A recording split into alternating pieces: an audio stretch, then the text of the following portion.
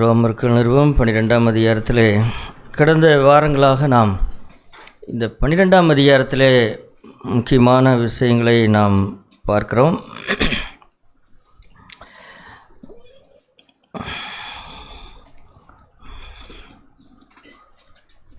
ரோமர் 12:1 நம்முடைய சரீரங்களை ஜீவபலியாய் ஒப்புக் கொடுக்க வேண்டும் என்று பார்த்தோம். அதுதான் ஆண்டவருக்கு செய்கிற புத்தியுள்ள ஆராதனை என்று பார்த்தோம். அதே போல் 2ஆம் வசனத்திலே தேவனுடைய பரிபூர்ணமான சித்தத்தை நாம் அறிய வேண்டும் என்று சொன்னால் நம்முடைய மனம் புதிதாக வேண்டும் என்று நாம் பார்த்தோம்.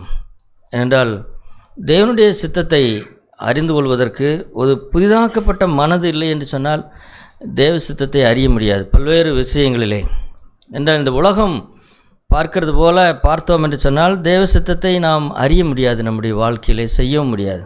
ஆகவே நம்முடைய மனம் புதிதாவதற்கு நாம் ஒப்பு கொடுப்போம் என்று பார்த்தோம்.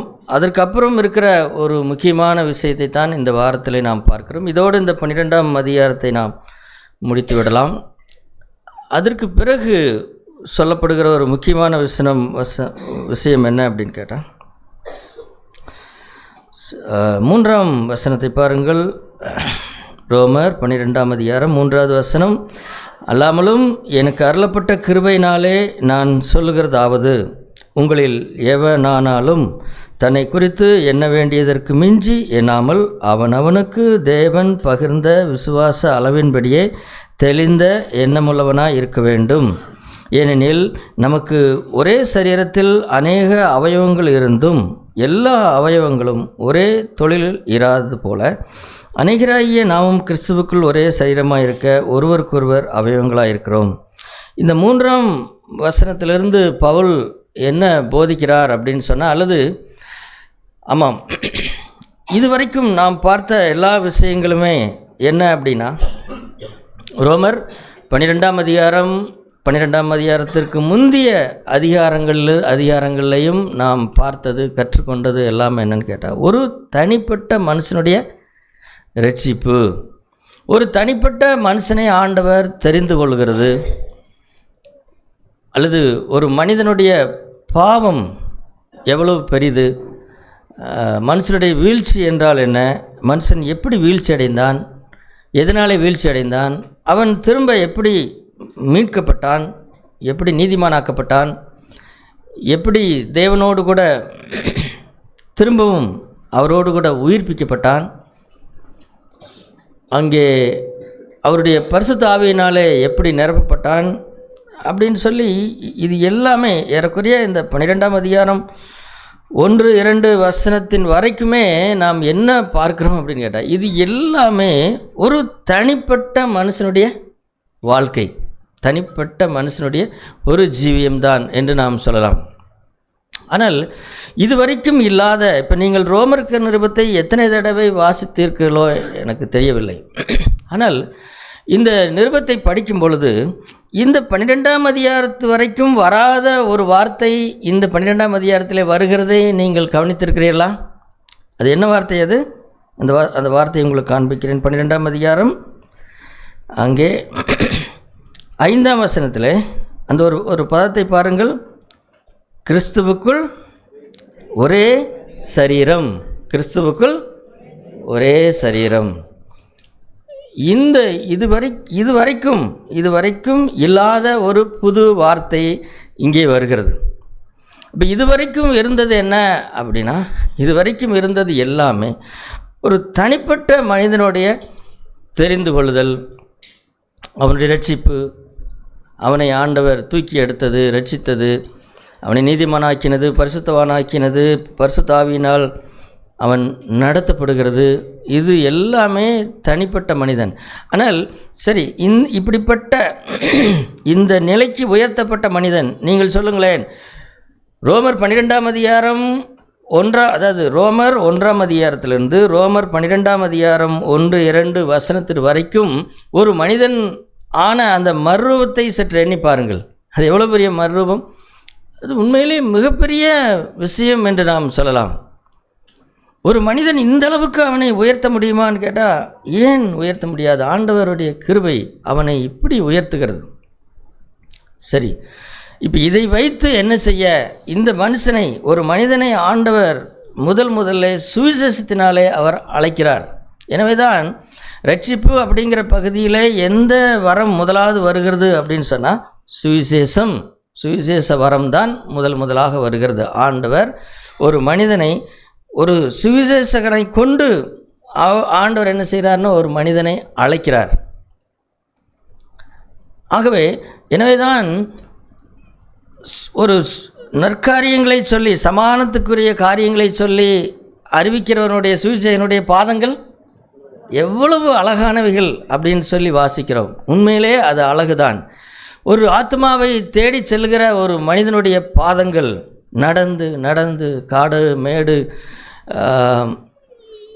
இப்படி நடந்து சென்று ஆண்டுடைய, இப்பொழுதுதான் பல்வேறு வசதிகள் இருக்கிறது, அந்த காலத்திலெல்லாம் நடந்து நடந்து நடந்து நடந்து காடானாலும் மேடானாலும் கடந்து செல்வோம் என்று சென்று தான் பவுலெல்லாம் அப்படிதான் அவர் உபதேசித்தார் ஜனங்களுக்கு. அவர் அப்படித்தான் சுவிசேஷத்தை கொண்டு சென்றார். இப்போ அந்த பாதங்கள் மிகவும் அழகானவைகள். சுவிசேஷம் என்பது மிகவும் அழகானது. அதை சுமந்து செல்கிறவர்கள் மிகவும், அவருடைய பாதங்கள் மிகவும் அழகானது. உண்மைதான். இப்போ அப்படி தேவன் ஒரு மனிதனை ரட்சித்து என்ன நடக்கிறது அப்படின்னு கேட்டால் அதனுடைய முடிவு என்ன? அதனுடைய அநேகருக்கு சகோதரர் சொல்லி கிறிஸ்துவ உலகத்திலே ஒத்துக்கொள்ள மாட்டேன் என்று சொல்கிறவர்கள், அல்லது ஒத்துக்கொள்ள மாட்டேன் என்று வாய்விட்டு சொல்ல மாட்டார்கள். ஆனால் தேவனுடைய அந்த பரிபூர்ணமான இடத்திற்கு ஒரு மனிதனை கொண்டு போகிறது இல்லை. ஆமாம், அது இப்போ நம்ம வீட்டை அப்படி கட்டுறோமான்னு கேட்டால் நம்ம வீட்டை அப்படி கட்டுறது இல்லையே. நம்ம வீட்டை கட்டும் பொழுது நாமும் பாதி செவத்தை கட்டிட்டு, முக்கால்வாசி செவத்தை கட்டிட்டு நாம் நிற்கிறது இல்லையே. நாம் முழுமையாக முடிக்கிறோம். முழுமையாக அந்த காலத்தில் வீடு கட்டுறவர்கள் கூட கொஞ்சம் கொஞ்சமாக கட்டுவார்கள். காசு இருக்கும்போது கடன் வாங்காமல் கட்டுவார்கள். ஆனால் இந்த காலத்தில் எப்படி ஆகிவிட்டதுன்னு கேட்டால் பல முறைகள் மாறிவிட்டது. கவர்மெண்ட் லோன் கொடுக்குது, இப்படி எத்தனையோ முறைகள் மாறிவிட்டபடினாலே ஒரு மனிதன் தன் வீட்டை எப்படி கட்டுகிறான்? ஃபுல் ஃபினிஷிங், முழு ஃபினிஷிங் பண்ணி முடித்து வீட்டுக்குள்ளே போனால் அப்புறம் வேறு வேலையும் இருக்கக்கூடாதுங்க. அப்புறம் அங்கே போய் அப்புறம் தொட்டி கட்டுறதுன்னுக்கிட்டு அதை கட்டுறதுக்கு அதெல்லாம் செய்யக்கூடாது. போனோமா வாழ்ந்தமா இருக்கணும் அப்படி என்று நினைக்கிறார்கள். நம்முடைய வீட்டை குறித்து இப்படி நினைக்கிறோம். ஆனால் தேவனுடைய வேலை என்று வரும்பொழுதோ அது முக்காவாசியோடு நின்று அதை பற்றி என்ன இல்லை. இதுதான் இன்றைக்கு பெரிய ஒரு துயரம். ஆனால் வேதம் அப்படி சொல்லவில்லை. அவருடைய பாரத்தை நிறைவேற்றுவதற்கு, முடிப்பதற்கு ஆண்டவர் சிலருக்கு பாரத்தை கொடுக்கிறார். சுவிசேஷம் அறிவிப்பதற்கு சிலருக்கு பாரத்தை கொடுக்கிறார். அதே போல் அவருடைய கடைசி வேலையாகிய சபையை கட்டி முடிப்பதற்கும் சிலருக்கு பாரத்தை கொடுத்திருக்கிறார். இதுதான் பெரிது, இதுதான் பெரிது என்று எதுவும் இல்லை. எல்லாம் இதற்குள்ளே தான் இருக்கிறது. ஆனால் இதிலே போய் முடிய வேண்டும். கடைசியிலே இதிலே போய் முடியவில்லை என்று சொன்னால் நீங்கள் ரோமர் 12 அதிகாரம் 1-2 வரைக்கும் வந்துவிட்டு கூட முழு நிறைவை அடைய முடியாமல் போய்விட முடியும் அப்படிங்கிறதான். அதனால் அதை தயவுசெய்து சகோதரர்களே, மற்ற எல்லா விஷயத்திற்கும் உங்களுக்கு விவரம் இருக்கிறதோ இல்லையோ, தயவுசெய்து தேவனுடைய காரியங்களிலே முழு விவரத்தை பெற்றுக்கொள்ளுங்கள். அதற்கு உங்களை அர்ப்பணியுங்கள் என்று சொல்கிறேன். சகோதரர் சொல்ல எனக்கு ஒரு குறைவும் இல்லை. நான் இந்த ஊருக்கு வந்தேன், நான் ஒரு வீட்டை கட்டினேன், நான் ஒரு ஒர்க் ஷாப் நடத்துகிறேன், எனக்கு இப்போ இது எனக்கு பெரிய பாரம் இல்லை. ஆனால் எனக்கு இருக்கிற ஒரே ஒரு பாரம் என்னன்னு கேட்டால், ஆண்டவரே இந்த வேலை இன்னும் முடியல, ஆண்டவரே இந்த வேலை இன்னும் முடியல. நான் என்னோடய வேலையெல்லாம் முடிஞ்சிருச்சு, என்னோடய வேலையெல்லாம் நடந்துகிட்ருக்குது, அதெல்லாம் நிறைவை நோக்கி போகிறது. ஆனால் உம்முடைய வேலை இன்னும் முடியலையே ஆண்டவரே. உம்முடைய வேலை எப்பொழுது முடிவது? எப்பொழுது இதை கண்ணால் பார்ப்பது? எப்பொழுது இதை பார்த்து சந்தோஷப்படுவது? அப்படிங்கிற பாரம் இருக்கிறது சகோதரர் சொல்ல. எனக்கு வேறு பாரங்கள்லாம் இல்லை. வேறு பாரங்களுக்கு கண்ணீர் விட்டு கதறிக்கொண்டோ அழுது கொண்டோ அப்படியெல்லாம் இல்லை. எனக்கு வேலை வேண்டும் தான், நாம் பிழைக்க வேண்டும் தான், இல்லை என்று சொல்லவில்லை. ஆனால் இதெல்லாம் ஆண்டவர் கொடுத்து விட்டார், இதெல்லாம் நடக்கிறது, அவர் நடத்துவார், அவ்வளோதான். ஆனால் ஒரு பாரம் என்னுடைய இருதயத்தை இருந்து கொண்டே இருக்கிறது. அது என்ன பாரம் அப்படின்னு கேட்டால், என்ன பாரம் அது? கிறிஸ்துவுக்குள் ஒரே சரீரம், ஒரே சரீரம். இந்த பாரத்தை நீங்கள் தியானித்து பாருங்கள். இதை இந்த கிறிஸ்து உலகம் விட்டுவிட்டது. இப்போ நாமும் கூட இதை விட்டுவிட்டு ரொம்ப சுலபமான விஷயங்களை எடுத்துக்கொண்டு போய்விட முடியும். ரோமர் 12ஆம் அதிகாரம் 1ஆம் 2ஆம் வசனத்தின் வரைக்கும் கூட அது முழுக்க முழுக்க ஒரு தனிப்பட்ட மனுஷனுடைய விஷயங்கள் தான் சகோதர சொல்லை. ஆனால் இப்படி இந்த அளவுக்கு ஒவ்வொரு மனிதனையும் ஆண்டவர் ரட்சித்து அவனை உருமாற்றி அவனை பரிசுத்தாவினால் நிரப்பி அதற்கப்புறம் அந்த மனுஷனை கொண்டு என்ன செய்கிறார், என்ன செய்ய விரும்புகிறார்? ஒரே சரீரமாக கிறிஸ்துவுக்குள் ஒரே சரீரமாய் மாற்ற விரும்புகிறார். ஆகவே இதற்கு இந்த வெளிப்பாடு தான் நமக்கு இப்பொழுது மிக மிக மிக மிக அவசியம். இது புரியலை அப்படின்னு சொன்னால் ஆண்டவருடைய பாதத்தில் உட்கார்ந்து கேளுங்கள். ஆண்டவரே, கிறிஸ்துவுக்குள் ஒரே சரீரம் என்றால் என்ன? எனக்கு தயவு செய்து காண்பித்தரலும். தனிப்பட்ட பரிசுத்த வாழ்க்கையை பற்றி கேட்கிறோம், பேசுகிறோம், அதெல்லாம் தவறில்லை. ஆனால் நாம் முடிவுக்காக ஆண்டோடைய பாதத்தில் உட்கார்ந்து கேட்டு அதற்கு நம்மை ஒப்பு கொடுக்காமல் இருந்தோம் என்று சொன்னால் நாம் எப்படி ஆகிவிடுவோம்னு கேட்டால், இன்னும் 10 வருஷம் இந்த இடத்துல கூடிக்கொண்டிருந்தாலும் நாம் எல்லாருமே நம்மை குறித்து இந்த வார்த்தை சொல்லப்படாது. எந்த வார்த்தை சொல்லப்படாது? கிறிஸ்துவுக்குள் ஒரே சரீரம் அப்படிங்கிற வார்த்தை வராது. வேணாலும் அந்த ஒரு உண்மையுள்ள இருதயம் இருந்தால் ரோமர் 12:1 வரைக்கும் கூட நாம் வரலாம்.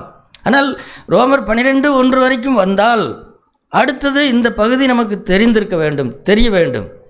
அது தெரியும். தேவனுடைய நன்மையும் பரிபூர்ணமான சித்தம் என்றால் என்ன அப்படிங்கிறது தெரிய வேண்டும். அப்போ அவருடைய பரிபூர்ணமான சித்தம் என்றால் என்னன்னு கேட்டால் நாம் எல்லாரும் என்ன ஆக வேண்டும்?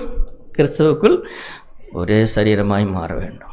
ஒரே சரீரம் என்றால் என்ன அப்படின்னா, சரீரத்தை நீங்கள் பார்க்கிறீர்களவா? இதை குறித்து நாம் நிறைய நாம் கேட்டிருக்கிறோம், பேசியிருக்கிறோம். ஆனால் சகோதர சொல்ல எந்த அளவுக்கு இப்போ பவுல் சொல்லுவார் அல்லவா, சொல்லுகிறது எனக்கு வருத்தம் அல்ல. செய்கிறதை குறித்து வருத்தப்படுகிறோமா? நாம் இப்போ தினந்தோறும் சாப்பாடு செய்கிறோம், ஒரு வாரத்துக்கு செய்யாமல் தான் விட்டால் என்ன அப்படின்னு சகோதரிகளுக்கு சொன்னார். வருகிறது அல்லவா, ஒரு வாரம் சாப்பாடு செய்யாமல் தான் விட்டா என்னான்னு கேட்டால், இல்லை அதை குறித்து யாருமே அது சாப்பிட்டதையே சாப்பிடுகிறதையோ சொன்னதையே சொல்லுகிறதையோ அதை பற்றி யாராவது கஷ்டப்படுங்கிறாங்களா? இல்லை, கஷ்டப்படுகிறது இல்லை. ஒரு வரலாறு அறிவியல் கணக்கு பாடம் நடத்துகிற ஆசிரியர்கள் திரும்ப திரும்ப திரும்ப திரும்ப அதையே சொல்லிக்கொண்டே இருக்கிறார்கள் வருஷம் முழுவதும். எதற்காக? இந்த பிள்ளைகள் எல்லாரும் கற்றுக்கொள்ள வேண்டும் என்பதற்காக. சொன்னதை திரும்ப சொல்லக்கூடாது அப்படின்னு உலகத்தில் எங்கேயும் இல்லை. ஆனால் சபையிலே மட்டும் அப்படி நாம் நினைக்கிறோம். சபையிலே மட்டும் எனக்கு ஏதாவது புதிதாக பிரசங்கிங்கள் அப்படின்னு நினைக்கிறோம். இல்லை, நீ கேட்டதுக்கே உனக்கு தெரிய மாட்டேங்குதே, இப்போ திரும்ப திரும்ப அதை பேச வேண்டும். இப்போ கிறிஸ்துவுக்குள் ஒரே சரீரம் என்றால் என்னன்னு கேட்டால், சகோதரர்களே, நம்முடைய சொந்த சரீரத்தை பாருங்கள். இங்கே பவுல் அப்படித்தானே சொல்கிறார். இங்கே என்ன சொல்கிறார்? ஏனெனில் அதாவது இந்த 3வது வசனத்தினுடைய புத்திமதி நம்ம எல்லாருக்கும் தேவையான்னு கேட்டால் எல்லாருக்கும் தேவை. யாருக்கு குறிப்பாக தேவை அப்படின்னு கேட்டால், கிறிஸ்துவுக்குள் ஒரே சரீரமாய் மாற வேண்டும் என்று இருக்கிற எல்லாருக்கும் அது தேவை. என்ன அந்த புத்திமதி அப்படின்னு கேட்டால், உங்களில் எவனானாலும், ஏனென்றால் நாம் ரட்சிக்கப்பட்டிருக்கிறோம், அபிஷேகம் பண்ணப்பட்டிருக்கிறோம், வரங்கள் நமக்கு இருக்கிறது, வல்லமை இருக்கிறது. அப்படிங்கிறது என்ன செய்து விடுகிறது அப்படின்னு கேட்டால், நான் ஒரு விசேஷமான ஆள் அப்படின்னு என்ன செய்து விடுகிறது? அப்படி ஆகிவிடுகிறது. நான் ஒரு விசேஷமான ஆள், கர்த்தர் என்னை ஊழியத்துக்கு அழைத்திருக்கிறார், கர்த்தர் என்னை இதை செய்ய சொல்கிறார் அப்படின்னு எண்ணி என்ன ஆகிவிடுகிறது அப்படின்னு கேட்டால், நீங்கள் யோசித்து பாருங்கள். கிறிஸ்து உலகத்தில் எதற்கு இத்தனை ஸ்தாபனங்கள், எதற்கு இத்தனை ஊழியங்களை நினைக்கிறீர்கள்? இதெல்லாம் என்னன்னு கேட்டால் வேறு ஒன்றுமில்லை, அவனவன் தன்னை குறித்து என்ன வேண்டியதற்கு மிஞ்சி எண்ணி செய்து கொண்ட காரியங்கள் இவைகளெல்லாம். அப்போ என்ன எண்ணினார்கள், என்ன எண்ணாமல் இருக்க வேண்டும் அப்படின்னா, இங்கே பவுல தன்னை குறித்து தேவன் தனக்கு பகிர்ந்த விசுவாச அளவின்படியே தெளிந்த எண்ணமுள்ளவனாக இருக்க வேண்டும். ஏனெனில் அப்படின்னு சொல்லிட்டு தான் அவர் சொல்லுகிறார், நமக்கு ஒரே சரீரத்தில் அநேக அவயவங்களிலிருந்தும் சரீரத்தை தான் அவர் சொல்கிறார். சபை என்றால் என்ன, அல்லது சபையை குறித்து நீங்கள் விளங்கிக் கொள்ள வேண்டும் என்று சொன்னால் சபையை ஏதோ ஒரு கட்டடத்தை பார்த்து விளங்கிக் கொள்ளக்கூடாது. சபை என்றால் என்ன, சகோதரத்துவம் என்றால் என்ன அப்படின்னா அதை எப்படி விளங்கிக் கொள்கிறது? நம்முடைய சொந்த சரீரத்தை பாருங்கள், நம்முடைய சொந்த சரீரத்தை பாருங்கள். நம்முடைய சொந்த உடம்பிலே பல அவயங்கள், அவர் சொல்கிறார் அநேக அவயங்கள் என்ன செய்கிறது இருக்கிறது. விரல்கள், நகம், கை, கால், இடதுகை, வலதுகை, காது, கண், மூக்கு, பற்கள், நாக்கு, இருதயம், இப்படி உடலில் எத்தனையோ பாகங்கள் இருக்கிறது, நரம்புகள் இருக்கிறது, இரத்தம் இருக்கிறது, எத்தனையோ பாகங்கள் இருக்கிறது. இதை இதை இதை ஒப்பிட்டு தான் இதே மாதிரி தான் சபை இருக்கிறது என்று சொல்கிறார். சரி, இப்போது இதில் இந்த சபையில் இப்போ என்ன எண்ணிவிடக்கூடாது அப்படின்னு சொன்னால், ஏன் 3ஆம் வசனத்தில் இந்த புத்திமதியை அவர் சொல்கிறார்? எனக்கு ஒரு கிருபையை ஆண்டவர் கொடுத்திருக்கிறார், அந்த கிருபையினாலே நான் அவர் சொல்கிறார், எனக்கு அருளப்பட்ட கிருபையினாலே நான் சொல்லுகிறதாவது அப்படின்னு சொல்லுகிறார். இப்போ பவுலுக்கு ஒரு கிருபை அருளப்பட்டது. அந்த கிருபையை அவர் எப்படி பெற்றுக்கொண்டார் அப்படின்னு சொன்னால், தன்னை குறித்து எண்ண வேண்டியதற்கு மிஞ்சி எண்ணாமல் இருக்கும்படிக்கு தேவன் பவுலுக்கு ஒன்றை காண்பித்து அந்த கிருபையை அவருக்கு கொடுத்தார். கிருபை பெறுதனுடைய ரகசியம் உங்களுக்கு தெரியுமா சகோதர சொல்ல? பல நேரங்களில் நாம் ஏன் பெற வேண்டிய கிருபையே பெறாமல் இருக்கிறோம் என்று தெரியுமா? ஏனென்றால் நம்மை எண்ண வேண்டியதற்கு மிஞ்சி எண்ணுகிறபடினாலே. ஆனால் பவுல் சொல்கிறார், எனக்கு அருளப்பட்ட கிருபையினாலே நான் சொல்லுகிறதாவது, நீங்கள் என்னதான் இருந்தாலும் நீங்கள் என்ன செய்து விடக்கூடாதுன்னா, உங்களை எண்ண வேண்டியதற்கு மிஞ்சி எண்ணாதிருங்கள். அப்படியானால் எப்படி எண்ண வேண்டும்? நான் சபை என்பது ஒரு சரீரம், அந்த சரீரத்திலே நான் யார்? நான் ஒரு அவயவம். அப்படிங்கிற எண்ணம் நமக்கு வருகிறதா சகோதர சொல்ல? அப்படிங்கிற எண்ணத்தை நீங்கள் எப்பொழுது, அதாவது நிறைய ஊழியக்காரர்களுக்கு இந்த வெளிச்சம் இல்லை. ஆகவே அவர்கள் சபையை கட்டுகிறதில்லை, கூட்டத்தை சேர்க்கிறார்கள், ஆராதனை நடத்துகிறார்கள். ஆனால் சபை எங்கேயுமே கட்டப்படவில்லை. நீங்கள் நினைக்கிறீர்களா 5000 பேர் 10,000 பேர் கூடுகிறோம் என்று சொல்லுகிறதிலே கூட்டம் கூடுகிறது இல்லை என்று நான் சொல்லவில்லை. ஆனால் சபை கட்டப்படுகிறதான்னு கேட்டால் சபை கட்டப்படுகிறது கிடையாது. சபை கட்டப்பட வேண்டும், அதுதான் மிக முக்கியம். இப்போ சபை கட்டப்பட வேண்டும் என்றால் ஒவ்வொருவரும் என்ன நினைக்க வேண்டும்? அந்த சபையில் இருக்கிற எல்லாரும் என்ன நினைக்க வேண்டும்னு கேட்டால், நான் ஒரு அவயவம்தான், நான் ஒரு அவயவம். ஒருவர் நகமாக இருக்கலாம், ஒரு விரலாக இருக்கலாம், ஒருவர் சுண்டு விரலாக இருக்கலாம், அல்லது ஒருவர் கையாக இருக்கலாம், ஒருவர் காலாக இருக்கலாம். இப்படி எப்படி இருந்தாலும் சரி, என்னதான் இருந்தாலும் சரி, இந்த கட்டை விரல் இருக்கிறது என்று வைத்துக்கொள்வோம். இந்த கட்டை விரல் இல்லாமல் உங்களால் ஏதாவது செய்ய முடியுமா அப்படின்னு சொல்லி நீங்கள் அந்த கட்டை விரலை ஏதாவது இப்படி வச்சு டேப் வச்சு ஒட்டிட்டு நீங்கள் ஒரு நாளில் வேலை செய்து பாருங்கள். அல்லது இந்த நகை மட்டும் இந்த இடத்துல இல்லை என்று சொன்னால் நம்மால் வேலை செய்ய முடியுமா அப்படின்னு சொல்லி நீங்கள் பாருங்கள். இப்படி ஒவ்வொரு அவயமும் சரீரத்திற்கு தேவை. ஒரு அவயம் இல்லாவிட்டால் சரீரம் பூர்ணமாக இயங்க முடியாது.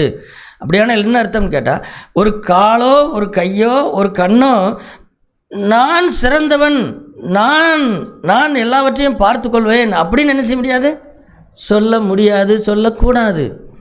அநேகர் அப்படி தான் நினைக்கிறோம் நாம்.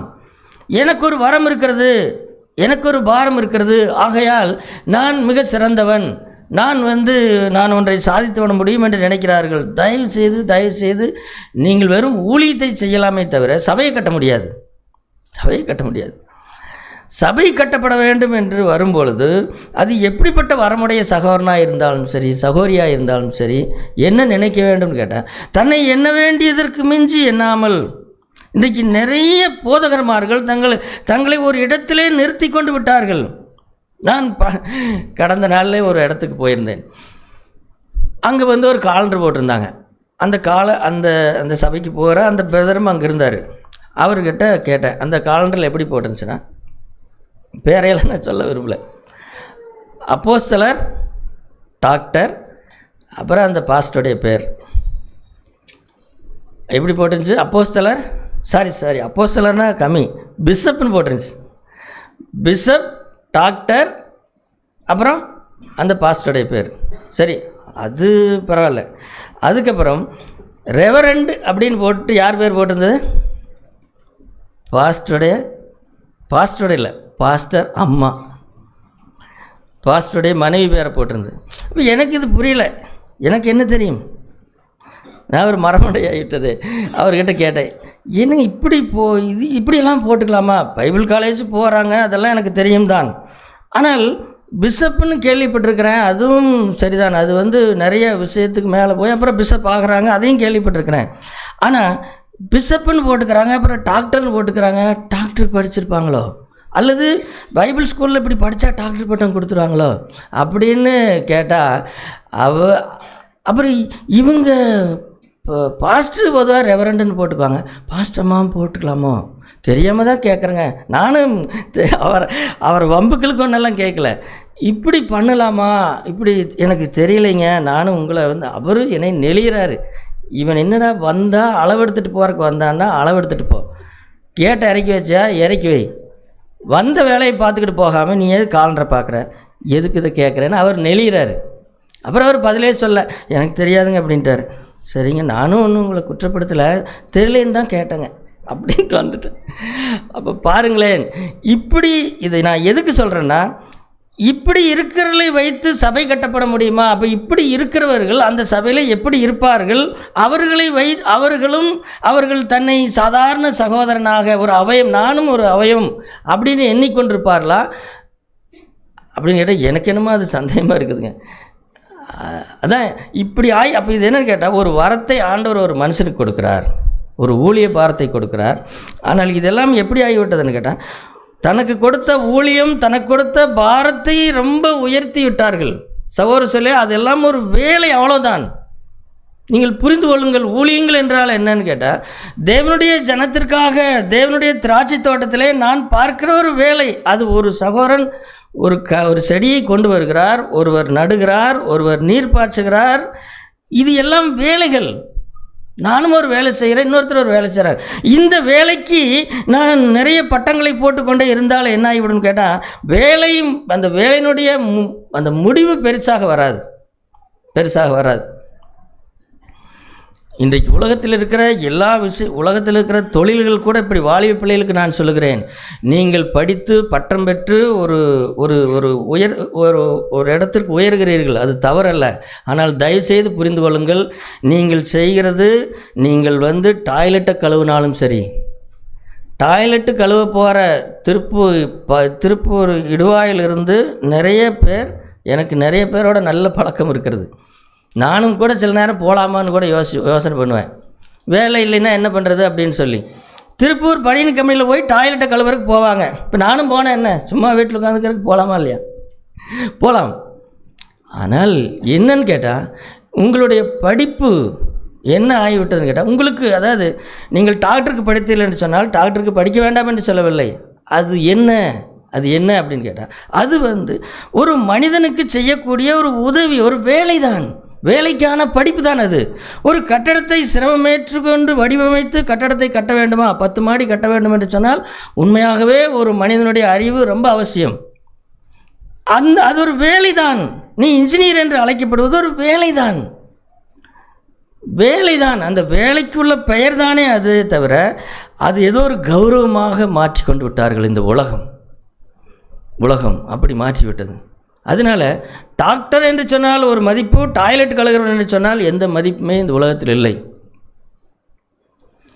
சகோதரர் சொல்ல, இதுதான் சீர்கெட்டு போன உலகம் என்று. சரி, உலகம் இப்படி கெட்டு போய்விட்டது. ஆனால் சபையில் இருக்கிற வாலிப சகோதர சொல்லிகள், உங்கள் படிப்பு நிமித்தம் தயவு செய்து உங்களை எண்ண வேண்டியதற்கு மிஞ்சி எண்ணிக்கொள்ளாதிருங்கள்.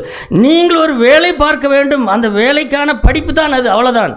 அதற்கு மேலே அதை தூக்கி வைத்துக்கொண்டு ஆடாதிருங்கள் தயவு செய்து. பத்திரிக்கை அடித்தா பத்திரிக்கையில் நீட்டமாக பேர் பத்திரிக்கையில் அடித்து பேரை போடுறதில் நான் ஒன்றும் சொல்லவில்லை.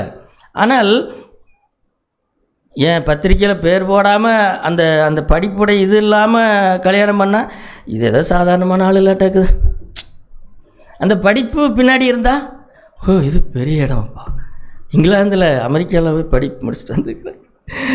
அதில் இந்த வார்த்தையெல்லாம் போட்டு தெரியுமா? குப்பைகள் குப்பைகள் குப்பைகள். சகோதரர் சொல்ல, நான் படிப்பை தயவு செய்து புரிந்து கொள்ளுங்கள். நான் ஒரு காலம் ஒரு மனிதனுடைய திறமையை நான் அவமதிக்க மாட்டேன். எனக்கு தெரியும் இன்ஜினியர் வேலை என்றால் எவ்வளவு விஷயம் இருக்கிறது என்று எனக்கு தெரியும். நான் எதையும் குறைத்து பேசவில்லை. ஆனால் இதெல்லாம் ஒரு வேலை தான். மனிதனுக்கு நீங்கள் செய்கிற வேலை என்ன? மனிதனுடைய சரீரத்திற்கு நீங்கள் ஒரு வேலை செய்கிறீர்கள். ஒரு டாக்டர் இருந்தால் மனிதனுடைய சரீரத்தை அறுக்க வேண்டும், அவனுக்கு புண்ணுக்கு காயம் கட்ட வேண்டும், அவனுடைய ஆப்ரேஷன் பண்ண வேண்டும். அதேபோல் ஒரு மனிதனுக்கு செய்ய வேண்டிய கட்டடத்தை கட்ட வேண்டும். இது எல்லாமே வேலைகள். தயவு செய்து இந்த வேலைகள், இந்த படிப்பு நிமித்தம் தங்களை உயர்த்தி கொள்ளாதிருங்கள். அது தவறு, அது தவறு. சரி, உலகம் இப்படி போய்விடட்டும்.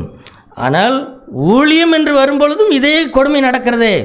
கிறிஸ்துவ உலகத்திலே ஊழியம் என்று வரும்பொழுதும் இதே கொடுமை நடக்கிறது. தேவன் தங்களுக்கு ஒரு வரத்தை கொடுத்திருக்கிறார். அப்போஸ்தலர், தீர்க்கதரிசிகள், மேய்ப்பர்கள், போதகர்கள், சுவிசேஷகர்கள் எல்லாம் என்னன்னு கேட்டேன். நீங்கள் அந்த வசனத்தை பாருங்கள். நான் சொல்கிறது பொய்யா அப்படின்னு உங்களுக்கு தெரியும். எபேசியர்கள் நிருபத்திலே அங்கே அது எப்படி எழுதப்பட்டிருக்கிறது அப்படின்னு சொல்லி பாருங்கள்.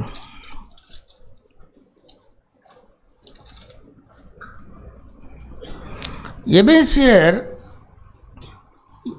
4ஆம் அதிகாரத்திலே 13ஆம் வசனத்தை வாசிப்பதற்கு முன்பதாக அதற்கு முந்தைய வசனம்தான் மிக மிக முக்கியமான வசனம். அந்த வசனம் என்ன? எபேசியர் 4ஆம் அதிகாரம் 11-12 பாருங்கள். மேலும் நாம் அனைவரும் தேவனுடைய குமாரனை பற்றும் விசுவாசத்திலும் அறிவிலும் ஒருமைப்பட்டவர்களாகி கிறிஸ்துவனுடைய நிறைவான வளர்ச்சியின் அளவுக்கு தக்க பூர்ண புருஷராகும் வரைக்கும் பரிசுத்தவான்கள் சீர்பொருந்தும் பொருட்டு சுவிசேஷ ஊழியத்தின் வேலைக்காகவும் கிறிஸ்துவின் சரீரமான சபையானது பக்தியுறுத்தி அடைவதற்காகவும். அப்போது இங்கே எதை நாம் பெரிதாக பார்க்க வேண்டும் அப்படின்னு கேட்டால், சபையிலே வேலை செய்கிறவர்களா, சபையிலே வேலை செய்கிறவர் அந்த வேலைக்காரர்களை பாருங்கள். 13ஆம் வசனத்திலே அவர் சிலரை அப்போஸ்தலராகவும், சிலரை தீர்க்கதரிசிகளாகவும், சிலரை சுவிசேஷகராகவும், சிலரை மேய்ப்பராகவும், போதகராகவும் ஏற்படுத்தினார். சரி, இந்த வேலைக்காரர்கள் எல்லாரும் என்னத்திற்காக இந்த வேலைக்கு அமர்த்தப்பட்டிருக்கிறார்கள்? யாருக்காக? இந்த 12ஆம் வசனத்தில் என்னப்பட்டிருக்கிறது? பரிசுத்தவான்களுக்காக. பரிசுத்தவான்களுக்காக. இன்றைக்கு எப்படி நடக்கிறது தெரியுமா? கிறிஸ்துவ உலகத்திலே சபையிலே கீழே உட்கார்ந்து வார்த்தையை கேட்டுக்கொண்டிருக்கிறவர்கள் எல்லாரும் கீழ் ஜாதி மாதிரியும், வசனத்தை பேசுகிற ஊழியம் செய்கிற எல்லாரும் உயர் ஜாதி மாதிரியும் மாறிவிட்டார்கள். ஊழியக்காரர்கள் 2 பிரிவாக பிரித்து விட்டார்கள். விசுவாசிகள், ஊழியக்காரர்கள். இல்லை, கீழே உட்கார்ந்திருக்கிறவர்கள் யார் சொல்லுங்களேன்? இந்த வசனத்தின்படி கீழே உட்கார்ந்திருக்கிறவர்கள் யார்? பரிசுத்தவான்கள்.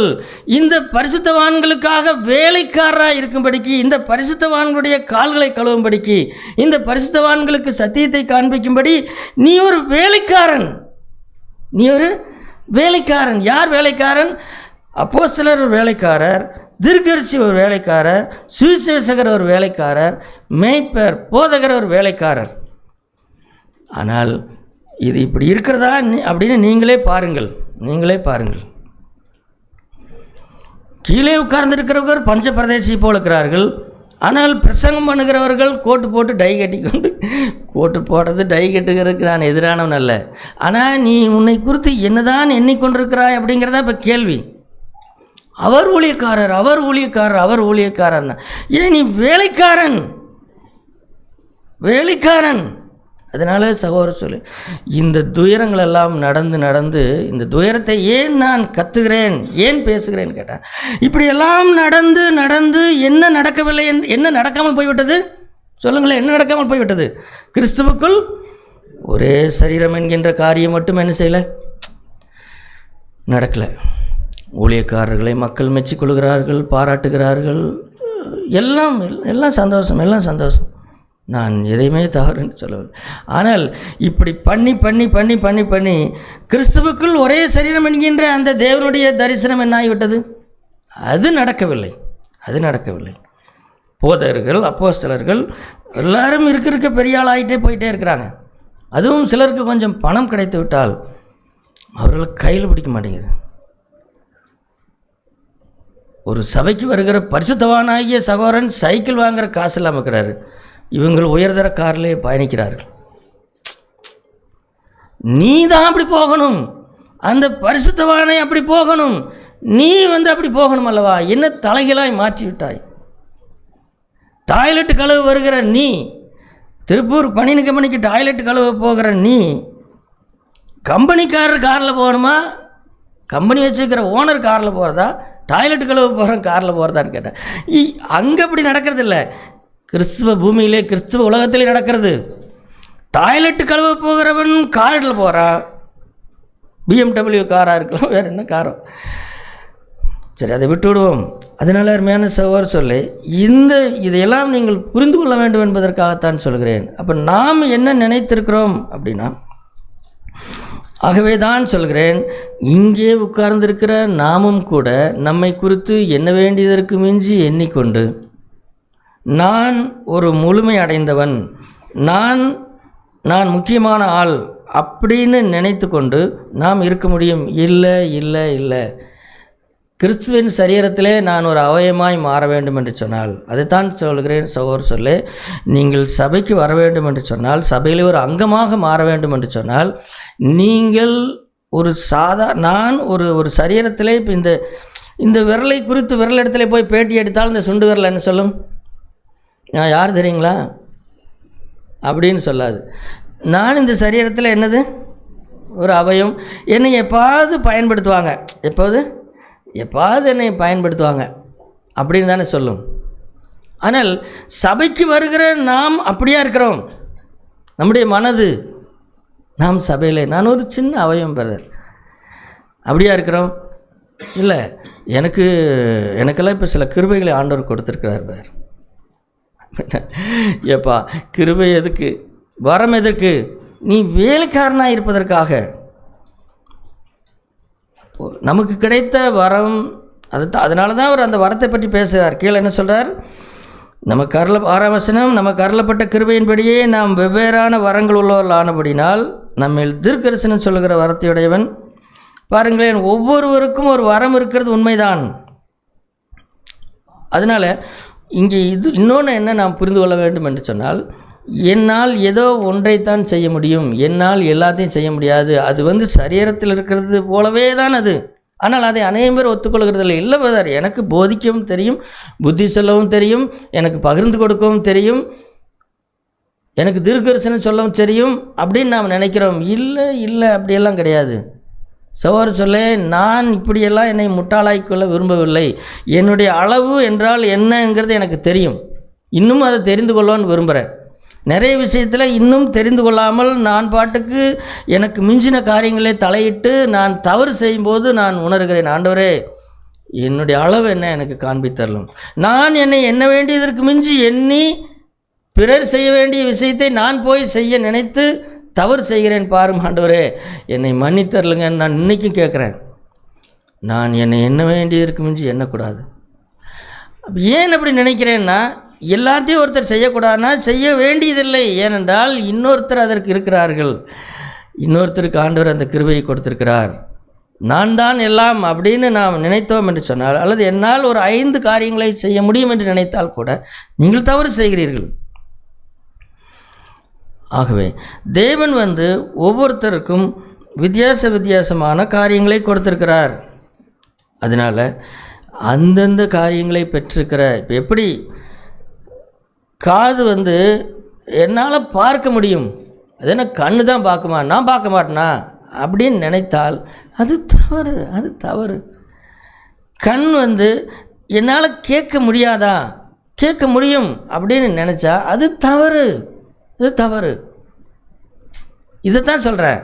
இப்படி தான் என்னாலையும் கேட்க முடியுங்க, என்ன நான் செய்ய மாட்டேன்னு நினைக்கிறீங்களா அப்படின்னா, இல்லை, தயவுசெய்து புரிந்து கொள்ளுங்கள்.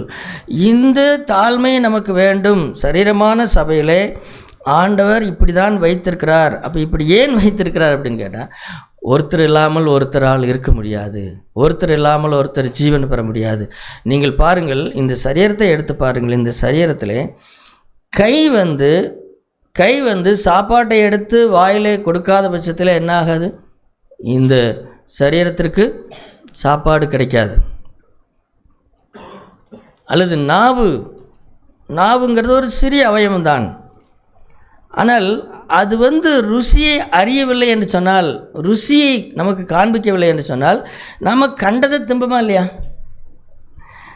ருசியை அறிந்திருக்கிறபடினால்தான் ஒரு தவறென்று அல்லது அசூசி என்று நினைக்கிறதை உடனே அடையாளம் கண்டு துப்பிடுறோம். ஐயோ இது வேண்டான்னு துப்பிடுறோம். இந்த நாக்கு மட்டும் ருசியை எனக்கு காண்பிக்காமல் அப்படியே இருக்குன்னு சொன்னால், நான் பசி எடுக்குதுங்கிற பேரில் என்ன செய்வேன்? எல்லாத்தையும் வலிச்சு போட்டுக்கிட்டே இருப்பேன். அப்போ நாக்கு எவ்வளோ முக்கியம் பாருங்கள். அதனுடைய ஒரே ஒரு வேலை ருசியை நமக்கு அறிவிக்கிறது என்று சொல்லலாம். அப்போது இப்படி ஒரு சகோதரன் இருப்பார். அப்போ இந்த சரீரம் என்பது ஒன்று இல்லாவிட்டால் இன்னொன்று நாள் வாழ முடியாது. அப்படி வாழ்ந்தாலும் அது ஒரு குறைவுள்ள வாழ்க்கை தான் அது. ஆனால் எல்லாம் நிறைவாக இருந்தால் எப்படி இருக்கும்? ஆகவே தான் சகோதரர் சொல்லி இதை புரிந்து கொள்ளுங்கள். நாம் ஒரு சகோதரனோடோ ஒரு சகோதரியோடு கூட ஒரு இழப்பு, ஒரு ஐக்கிய குறைவு நமக்கு வரும் என்று சொன்னால், அது என்னையும் பாதிக்கும், முழு சரீரத்தையும் பாதிக்கும். அப்படிங்கிறதை நாம் புரிந்திருக்கிறோமா? தனிப்பட்ட கிறிஸ்துவ வாழ்க்கை என்று இந்த உலகத்தில் இல்லவே இல்லை, வேதத்திலும் இல்லை. இது பாருங்க, நான் சர்ச்சுக்கு போகணுங்க, வருவனுங்க, தனிப்பட்ட முறையில் பரிசுத்த வாழ்க்கை வாழ்வனுங்க. ஆண்டவர் எனக்கு என்ன வரத்தை கொடுத்துருக்கிறாரோ அந்த வரத்தின்படி நான் ஏதாவது செய்வனுங்க, அவ்வளோதானுங்க அப்படின்னு சொன்னால், அப்படிப்பட்ட வாழ்க்கை வேதத்தில் இல்லை. நீ எங்கிருந்து படித்தாய் அதை? புதிய உடன்படிக்கையிலே அப்படி கிடையவே கிடையாது. பவுல் அப்படி பேசவில்லை. அப்போ இது எங்கிருந்து வந்தது? இதெல்லாம் தனக்குத்தானே வந்தது. புதிய உடன்படிக்கையில் அப்படி இல்லை. சரீரம் கட்டப்படாத ஊழியம் என்று எதுவும் இல்லை. ஆனால் அதை நிறுத்திவிட முடியும். இப்படிதான் நிறுத்திவிட்டார்கள். ஆகவே நாம் சபைக்கு வரும்பொழுது இந்த ஒரே சரீரம் அப்படிங்கிற அந்த அதோடு கூட நானும் மாற வேண்டும் அப்படிங்கிற ஒரு வாஞ்சையோடு கூட நாம் சபைக்கு வர வேண்டும். சபையிலே தேவன் எனக்கு கொடுத்திருக்கிற சகோதர சகோதரிகளோடு கூட இந்த முழு இருதயம் இல்லாமல் அரைகுறையாய் விசிட்டர் கணக்காக வந்துட்டுருக்கிறவங்கள நான் சொல்லவில்லை. உண்மையான சீசனாக உண்மையாக ஆண்டவருக்கென்று வாழ வேண்டும் என்று வருகிற ஒவ்வொருவருமே எப்படி இருக்க வேண்டும் கேட்டால், நாம் ஒருவரோடு ஒருவர், அந்த ஒருவரோடு ஒருவர் அப்படிங்கிறது எதற்கு என்ன படம் அப்படின்னா, ஒரு சரீரம்தான் படம். ஒரு சரீரத்தில் நான் ஒரு கையாக, என் சகோதரர் ஒரு காலாக இருக்கிறார் அப்படிங்கிற அளவுக்கு அந்த இது வரணும். அப்படி வந்தால்தான் சரீரத்தில் பிரிவினைகளே இருக்காது. நான் இதை நமக்குள்ளதை ஒத்து வராதுங்க அப்படின்னு சொல்ல மாட்டேன். ஏன் சொல்ல மாட்டேன்னா, இப்போ இந்த கை இந்த கையோட என்ன தான் பிரச்சனை வந்தாலும் இதெல்லாம் ஒத்து வராதுங்கிட்டு இது எங்கே போகும் சொல்லுங்கள்? வெட்டி எறிஞ்சிறது தான். ஆனால் நம்ம வெட்டிட்டு போகிறோமே. இல்லை நடைமுறையிலே ஆவிக்குரிய அந்த இதிலே அது சாத்தியமில்லை. ஆனால் நம்ம அப்படி செய்ய நினைக்கிறதுனால இந்த கை இந்த சரீரத்தில் இருக்கிற எந்த உதவியும் பெறாமல் நாளடைவில் அது ஒரு வாதம் வந்ததை போல மாறிவிடுகிறது. இல்லை, அருமையான சகோதரர் சொல்ல, எனவே தயவுசெய்து இதை புரிந்து கொள்ளுங்கள். நாம் கிறிஸ்துவுக்குள் ஒரே சரீரமாகும்படிக்கு நம்மை அழைத்திருக்கிறார். இன்னொன்றை சொல்கிறேன், தனிப்பட்ட கிறிஸ்துவ வாழ்க்கை வாழ வேண்டும் என்பதற்காக சுயத்திற்கு மறிக்க வேண்டும் என்பது உண்மைதான். ஆனால் எதற்கு அதிகமாய் சுயத்திற்கு மறிக்க வேண்டும் சொல்லுங்களேன்? 2 பேர் ஒன்றாக போதுதான் அதிக சுயத்துக்கு மறித்தல் வர வேண்டும். அதெல்லாம் வேண்டாங்க, அவரோட எனக்கு ஒத்து வராதுங்க அப்படின்ட்டு போனால் நீ சுயத்திற்கு மறிக்கவில்லை, அவ்வளோதான். இப்போ யார் தவறு யார் சரி அப்படிங்கிறத விட நான் சுயத்திற்கு மறிக்க எனக்கு ஆயத்தமில்லை, அவ்வளோதான். அப்போ நான் என்ன செய்வேன்? நான் தனியாகவே இருப்பேன். தனியாகவே இருந்து தனியாகவே வாழ்ந்து ஒரு காலத்திலே சபை விட்டே போய்விடுவேன், அவ்வளோதான். சரீரத்திலே சேராத எல்லாமே ஒரு நாளில் போய்விடும் சகோதர சொல்லு. அதனால் கிறிஸ்துவுக்குள் ஒரே சரீரம் அப்படிங்கிறதைத்தான் இங்கே கீழே என்ன வாசிக்கிறோம்? கிட்டத்தட்ட அந்த 2 வசனத்தை பாருங்கள். உங்கள் அன்பு மாயமற்றதாக இருப்பதாக. சகோதர நாம் இந்த தெற்கு ரோட்டரி சங்கம் வடக்கு ரோட்டரி சங்கத்தில் ஒருத்தர் பார்த்து கை குலுக்கிட்டு ஹலோ எப்படி இருக்கிறீங்க, நல்லா இருக்கிறீங்களா அப்படின்னு கேட்குற அன்பு உடையவர்களாய் நாம் என்ன செய்யக்கூடாது? இருக்கக்கூடாது. அது ஒரு மாய்மாலமான அன்பு. அது அந்த நேரத்தில் இருக்கும், அதற்கப்புறம் அது போய்விடும். அல்லது அதை குறித்து ஏதோ ஒரு விமர்சனம் பேசிக்கொண்டு போய்விடுவார்கள். ஆனால் நம்முடைய அன்போ மாயமற்றதாக இருப்பதாக, அது உண்மையாக இருப்பதாக. அதனால தான் தீமையை வெறுத்து நன்மையை பற்றி கொண்டிருங்கள் அப்படின்னு சொல்லுது. நம்மளில் எத்தனை பேர் சகோதரர் சொல்லி. இன்னொரு கேள்வி நான் கேட்கிறேன். இப்போ பேதுரு சொல்வார் அல்லவா, அந்த வசனத்தை பாருங்கள். அந்த வசனம் அது எப்படி எழுதப்பட்டிருக்கிறது அப்படின்னு பாருங்கள்.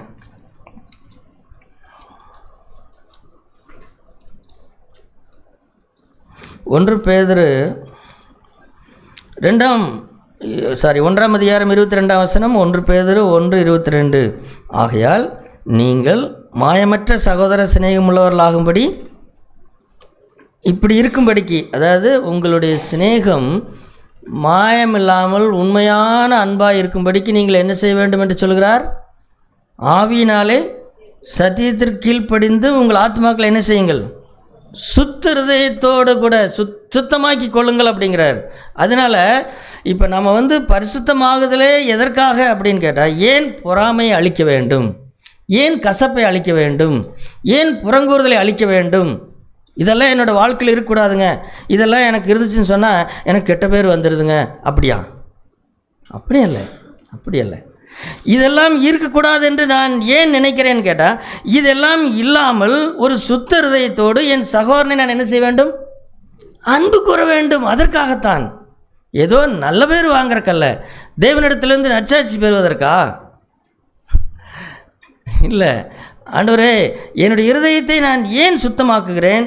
என் சகோதரனை நேசிக்கிற அன்பு மாயமற்றதாக இருக்கணும். அதற்காகத்தான் என்னை சுத்திகரிக்கிறேன்.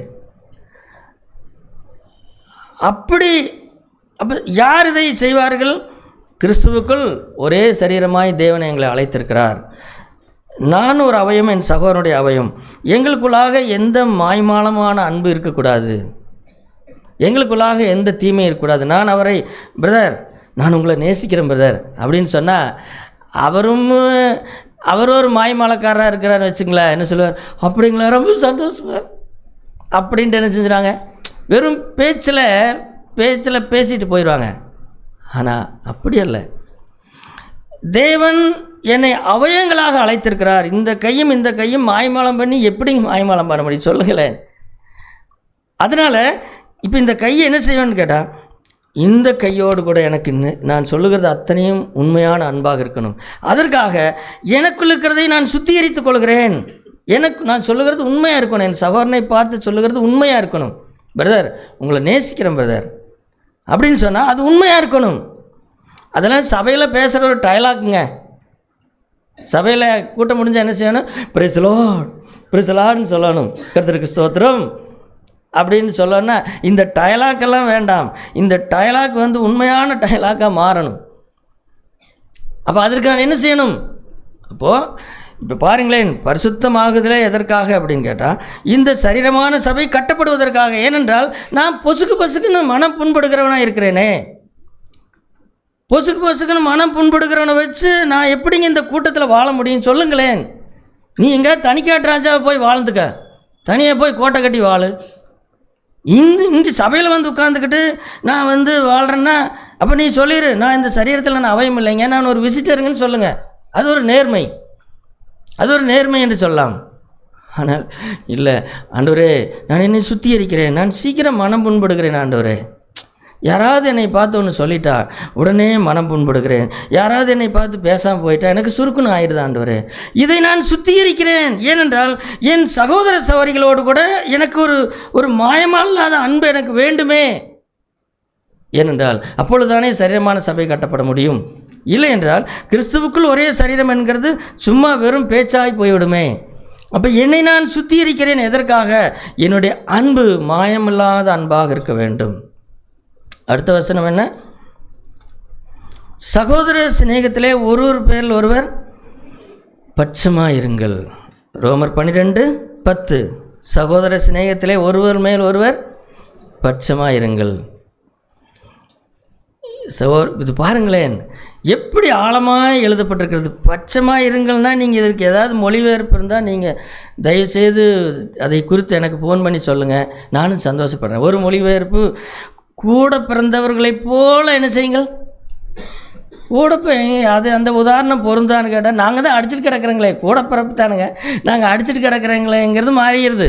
இருந்தாலும் கூட நல்ல கூடப்பிறப்புகள் இருக்குது பார்த்தீங்களா, அதை கொஞ்சம் உதாரணத்துக்கு வச்சுக்கலாம். அதெல்லாம் முழுசாக உதாரணம் இருக்க முடியாது.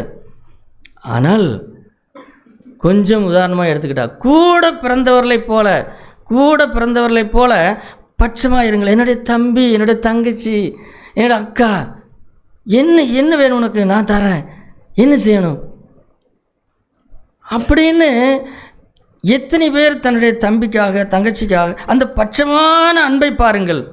சகோதர சிநேகத்திலே ஒருவர் மேல் ஒருவர் பட்சமாயிருங்கள். இப்படிப்பட்ட சகோதர சிநேகத்தை பார்க்கணுமே. இது எப்பொழுது பார்க்கிறது? அதுதான் சொல்கிறேன் சகோதரர் சொல்ல. இந்த கை, திரும்பவும் கைகாலையே காமிச்சுக்கிட்டு இருக்கிறேன். எங்களுக்கு கைகால் தெரியாதான்னு நீங்கள் சொல்லலாம், தெரியும். இந்த கையில் இந்த விரலில் ஒரு காயமாயிட்டான். இந்த கை என்ன செய்கிறது? பட்சமாய் சேர்த்து கொள்கிறதா இல்லையா? பட்சமாய் சேர்த்து கொள்கிறது. அந்த அந்த அந்த ஒவ்வொரு அவயமும், ஒவ்வொரு காலில் ஒரு முள்ளு குத்திடுச்சுன்னா கை என்ன செய்கிறது? ஓடி போய் பிடுங்குகிறது. அந்த காலில் தான் முள்ளு குதிச்சு, காலில் தான் ரத்தம் வருது. ஆனால் கண்ணிலிருந்து என்ன செய்கிறது? கண்ணீர் வருகிறது. அதான் எனக்கு தெரிஞ்ச சகோதரர் சொல்ல, பாதிக்கப்பட்ட ஒரு சகோதரன் அழுகிறதில்லை, அந்த பாதிப்பை கேட்ட இன்னொரு சகோதரன் அழுகிறார். இது எங்கேயாவது பார்த்துருக்குறீங்களா? சபையில் தான் பார்க்க முடியும். பாதிக்கப்பட்டவர் அதெல்லாம் ஒன்றும் இல்லை பிரதர், நான் பார்த்துக்கிறேன் அப்படின்னு சொல்லுவார். ஆனால் அவருக்காக இன்னொருத்தர் என்ன செய்கிறார்? அழுகிறாரே. அது என்ன? இதுதான் அவர் யார்? அவர் கால். இவர் யார்? கண். இது எங்கே பார்க்க முடியும்? ஒருத்தர் காலாக இருக்கிறார், அவர் கூட அதை பற்றி கவலைப்படல. ஆனால் இவங்க கிடந்து வீட்டில் உட்காந்து, ஆண்டவரே அந்த சகோதரனுக்கு இறங்குங்க அப்படின்னு சொல்லி கண்ணீர் வடிக்கிறாங்களே, இது என்னது? அதுதான் சகோதர சிநேகத்திலே பட்சமாக இருங்கள். அடுத்தது என்ன? கனம் பண்ணுகிறதுலே முந்திக் கொள்ளுங்கள். அப்படியானால் என்ன அர்த்தம் கேட்டால், ஒவ்வொருவரையும் நம்மை விட முக்கியமானவர்களாக எண்ணுங்கள். நான் தானுங்க இங்கே முக்கியமானவன், என்னை விட்டால் யாருங்க? நான் நடந்து வருகிற போதே அது பார்த்துருக்குறீங்களா? நான் நடந்து வருகிற போதே நான் தான் முக்கியமானவன் காமிப்பணுங்க. நான் பார்க்குற பார்வை இருக்குது பார்த்தீங்களா, அது நான் தான் முக்கியமானவன் காமிப்பேங்க. அது வழிவிடணும். அவர் வரதை பார்த்தா பேர் கொஞ்சம் தள்ளிக்கிங்க, பேர் போகிறார். இல்லை அவன் அப்போஸ்தலனாக இருக்கிற சகோதரனாக இருக்கலாம். அப்போஸ்தலனாக இருக்கிறவர்கள் சொல்லுகிறார்கள், சபையில் இருக்கிற சிறு பிள்ளையை நான் உட்கார்ந்து பேசுவேன் அப்படின்னு சொல்கிறாங்க. நாம் அப்படி பேசுறதில்லை, ஏன்னா நம்ம பெரிய ஆட்கள் இல்லை. இங்கே சபையில் இருக்கிற ஒரு சிறு பிள்ளையிலிருந்து மற்றவர்கள் தான் முக்கியமானவர்கள். ஒரு சிறுபிள்ளை என்ன முக்கியம் தெரியுமா? ஒரு கை குழந்தை என்ன முக்கியம் தெரியுமா? அந்த கை குழந்தையினிடத்தில் அது என்ன ஊழியம் செய்கிறது தெரியுமா உங்களுக்கு? கை குழந்தைங்க அது என்னங்க ஊழியம் செய்து, படுத்தா தூங்க அவ்வளோதான் சொல்கிறீங்களா நீங்கள்? இல்லை, அந்த கை குழந்தையினுடைய கண்ணை போய் பாருங்கள். அந்த கண்ணிலே என்ன தெரியும்? ஆண்டவர் என்ன சொன்னார் மத்தேயு 18ஆம் அதிகாரத்தில்? பரலோகராஜ்யம் அப்படிப்பட்டவர்களுடையது. சின்ன பிள்ளையினிடத்தில் போய் பாருங்கள், பரலோகராஜ்யமே தெரியும். அப்போ சபையிலே அவர்களை கனம் பண்ணலாமா? கனம் பண்ண வேண்டும். ஆகவே சிறு குழந்தையிலிருந்து எல்லாரும் முக்கியமானவர்கள். ஆகவே ஒருவரை கனம் பண்ணுகிறதிலே ஒருவர் முந்திக் கொள்ளுங்கள். அவர் பிரேசலான்னு சொன்னால் நான் சொல்லலாம், அவர் சொல்ல மாட்டேங்கிறாரு. ஐயோ நீங்களும் பெரிய ஆளுங்க, பெரிய ஆளுகள்லாம் சபைக்கு வேண்டாம், மகாராஜாக்கள் எல்லாம் சபைக்கு வேண்டாம், சபையில் வேண்டாம். ஏன் வேண்டான்னு சொன்னால் ஏதோ இடம் பிடிக்கல அப்படின்னுலாம் சொல்லவில்லை. இது நடக்க மாட்டேங்குது. எது நடக்க மாட்டேங்குது? கிறிஸ்துவுக்குள் ஒரே சரீரம் அப்படிங்கிறது நடக்க மாட்டேங்குது. அதனால் அருமையான சகோதரர் சொல்லி, கிறிஸ்துவுக்குள் ஒரே சரீரமாய் மாறுகிற இந்த விஷயத்திலே நாமும் ஒரு ஆளாக இந்த சரீரத்தில் இருப்போம் என்று சொன்னால், அதை விட இந்த உலகத்திலே மேன்மையானது வேறு ஒன்றுமில்லை. நீங்கள் எந்த வரமுடையவர்களாக இருங்கள், எந்த வார்த்தையும் அபியாசப்படுத்துங்கள் என்று வேண்டாம் என்று சொல்லவில்லை. உங்களுக்கு சுவிசேஷ வரம் இருக்கிறதா, நீங்கள் நன்றாக அபியாசப்படுத்துங்கள். உங்களுக்கு புத்தி சொல்லுகிற வரம் இருக்கிறதா, நன்றாக அபியாசப்படுத்துங்கள். உங்களுக்கு பிறருக்கு கொடுக்கக்கூடிய அளவுக்கு பணம் நிறைய ஆண்டவர் கொடுத்திருக்கிறாரா, தாராளமாய் கொடுங்கள். ஆனாலும் என்ன நினைத்துக் கொள்ளுங்கள், நான் சரீரத்திலே ஒரு சின்ன அவயம், அவ்வளோதான். அப்போ முக்கியமான விஷயம் என்னென்னு கேட்டால், சுவிசேஷமோ தாராளமாய் கொடுப்பதோ போதிப்பதோ மற்ற எதுவோ அல்ல. முடிவு என்ன நடக்க வேண்டும்? கிறிஸ்துவுக்குள் ஒரே சரீரம் அப்படிங்கிறதா முடிவாக வேண்டும். ஆகவே இந்த விஷயத்திற்காக தேவனிடத்திலே நாம் கேட்க வேண்டும். ஆண்டவரே, இது நடந்தேறும் வரைக்கும் நான் பல தடவை இதை சொல்லியிருக்கிறேன், திரும்பவும் சொல்லுகிறேன். நான் இந்த கட்டடத்தை விட்டு இப்படி நடந்து ஏதாவது வாக்கிங் போகும்போதெல்லாம் ஆண்டவரிடத்திலே சொல்லுகிற ஜெபம் இதுதான். ஆண்டவரே, உம்முடைய சபையை கட்டுங்க ஆண்டவரே, உம்முடைய சபையை கட்டுங்க ஆண்டவரே. நம்முடைய மூத்த சகோதரர் பழனிமுருகன் இருந்தார் தெரியுமா? அவர் அங்கே உட்கார்ந்து ஒவ்வொரு ஞாயிற்றுக்கிழமையும் ஜெபிக்கிறது ஒரு வார்த்தை. அவர் அந்த தரிசனத்தை பெற்றிருந்தார். என்ன தரிசனம் கேட்டார்? அவர் ஜெபம் பண்ணும்பொழுது ஒன்றை சொல்வார். என்ன சொல்வார்? அநேகராய் எங்களை ஒன்றாய் மாற்றினீரே. அவர் அந்த பாரம் அல்லது அது எப்பொழுது நிறைவேறும்?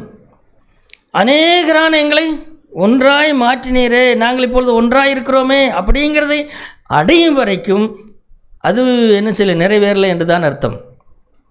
அது நிறைவேற வேண்டும் அப்படிங்கிறது. ஓகே, தேவன் நம்மோடு இருப்பாராக.